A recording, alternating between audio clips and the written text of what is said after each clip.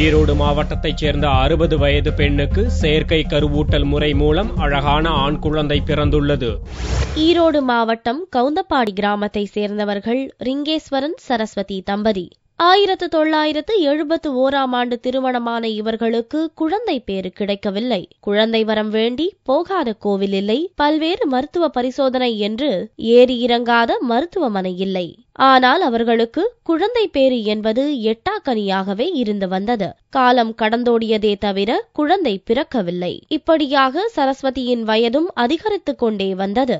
ஆனாலும் சரஸ்வதி ரிங்கேஸ்வரன் தம்பதி மனம் தளராமல் தங்களுக்கு ஒரு வாரிசு வேண்டும் என்ற உறுதியுடன் பழனியில் உள்ள பாலாஜி கருத்தரித்தல் மையத்தை அணுகினர். அங்குள்ள டாக்டர் செந்தாமரை செல்வியிடம் தங்களின் நிலைமையை எடுத்து கூறினர். இவர்களின் விடாமுயற்சியை பாராட்டிய டாக்டர் செந்தாமரை செல்வி சோதனை குழாய் செயற்கை கருவூட்டல் சிகிச்சையை துவக்கினார். அப்போது சரஸ்வதிக்கு வயது 60, அவரது கணவர் ரிங்கேஸ்வரனுக்கு வயது 66. சரஸ்வதியின் உடல்நிலை, மனநிலை, வயது ஆகியவற்றை கருத்தில் கொண்டு சிகிச்சை மேற்கொள்ளப்பட்டது. சரஸ்வதியின் வயது காரணமாக சிறப்பு மகப்பேறு கவனிப்பு அளிக்கப்பட்டு வந்தது. ஜூலை 28ஆம் தேதி சரஸ்வதி ரிங்கேஸ்வரன் தம்பதியருக்கு 2.25 கிலோ எடையுள்ள அழகான ஆண் குழந்தை பிறந்தது.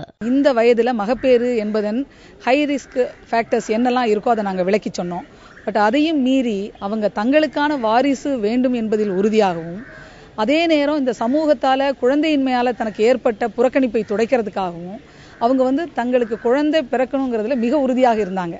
இதுல மன உறுதி மிக முக்கியம். அவங்க ரொம்ப வில்லிங்கா இருக்கணும், கோஆபரேட்டிவா இருக்கணும், சந்தோஷமா மனப்பூர்வமா இந்த ட்ரீட்மெண்ட்டுக்கு ஒத்துழைக்கிற ஒரு மனப்பக்குவத்தோட இருக்கணும். இது எல்லாமே சரஸ்வதி அம்மாள் ரிங்கேஸ்வரன் தம்பதிகிட்ட இருந்ததுனால தான் எங்களுக்கு இந்த வெற்றியே சாத்தியமாச்சு. திருமணமாகி 40 ஆண்டுகளுக்கு பிறகு தங்களுக்கு குழந்தை பிறந்திருப்பது மகிழ்ச்சி அளிக்கிறது என்றும், குழந்தை இல்லாததால் சமூகத்தால் தாங்கள் புறக்கணிக்கப்பட்டதாகவும், தற்போது மகிழ்ச்சி கடலில் திகைத்துள்ளோம் என்று கூறிய ரிங்கேஸ்வரன் சரஸ்வதி தம்பதி இக்குழந்தையை நன்றாக வளர்த்து சமூகத்தில் ஒரு நல்ல மனிதனாக உருவாக்குவதுதான் தங்களின் லட்சியம் என்று கூறினர். நாங்க பட்ட துயரமெல்லாம் முடிஞ்சது.